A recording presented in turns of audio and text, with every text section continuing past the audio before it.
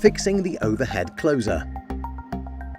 In this video, we'll guide you through fixing the overhead closer on your fire door. The tools and materials you'll need are a tape measure, a drill and a spanner. First, we need to assess whether an overhead closer is required. If the door is a riser door, cleaner's cupboard, or is located anywhere in a domestic property other than an integral garage, then one will not be necessary.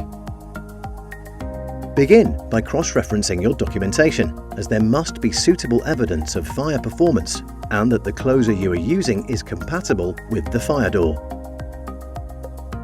Also, ensure the closer has the correct CE and/or UKCA marking and any other necessary markings. It is imperative that you use the fixings that are supplied with your closer.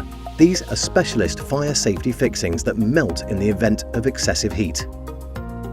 Follow the fitting instructions supplied with your closer to install it to the door.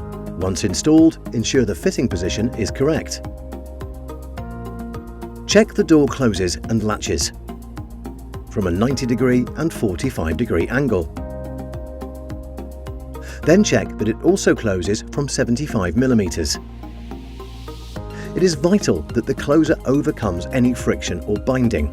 Full closes against the rebate and, if necessary, latches.